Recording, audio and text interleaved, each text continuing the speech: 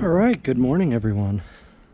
So I've got a red solo cup full of salt, a solar panel here in my backyard, and that leads over to a bucket of water I have tied on a tree, or I'm sorry, on a clothesline support.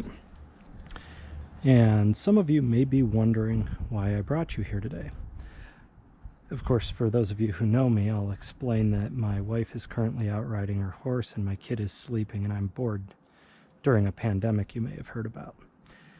So if you know me, that tells you that something stupid's probably about to happen. But anyway, it's been very hard to find cleaning supplies lately, and one of the best cleaning solutions you can find is household bleach, sodium hypochlorite. You can use that to do your laundry, disinfect just about any contaminated surface, and even make clean drinking water. So although you can't buy that in a store right now, if you have water and salt and a source of electricity, you can make household bleach, which is what we're going to do here today. So I'm going to mix in some salt into this water. You can see that I've already got an anode hooked up with a piece of graphite. You can use pencil lead if you don't have anything else. And I'm going to put in about 75 grams of salt into 1.5 liters of water. Let that dissolve a little bit. And then I'm going to hook up my cathode, which is this wire down here, and in a couple hours we should have bleach, and that will give us the ability to clean and purify stuff.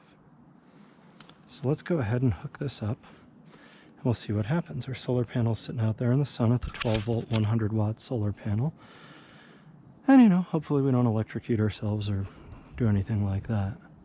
I will say that one of the reasons we do this outside is that you do release some chlorine in the process of making bleach this way, so it's best to do this in a well-ventilated area and not inside where my kid is sleeping, for example.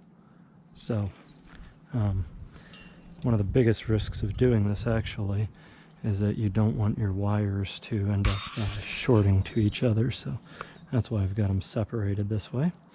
And as you can see, the reaction's already taking place in here, and we're just going to let that run for a while, and we'll check back in a few hours and see what we have. So take care. Okay, so this little experiment's been running for about 2 hours now. You can probably see the reaction taking place there and inside of the container. We've been in and out of clouds, so I don't know how well the solar has actually worked during this time.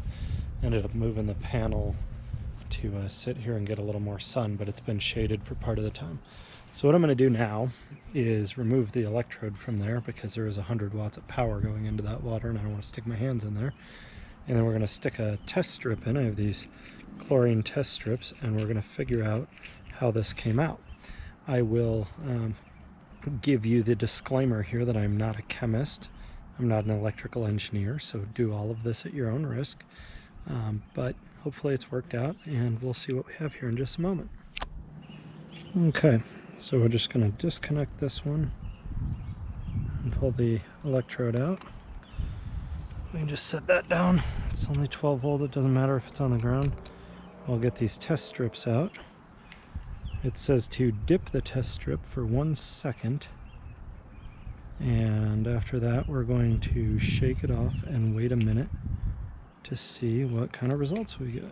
So let's see how this worked out. 1000. Okay, we've waited our 60 seconds, and looking at the chlorine test strip, we are very concentrated chlorine, more than 2,000 parts per million.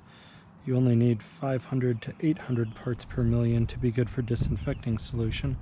So we can actually water this down quite a bit and get a lot more than the 1.5 liters of chlorine solution that we made in this container. So that's what you can do with 75 grams of salt, some water, and a little solar power. Again, do this stuff at your own risk, and at least be smart enough to do it outside. I'm not a chemist, but this works, and there you have it. So you can have chlorine even during the pandemic.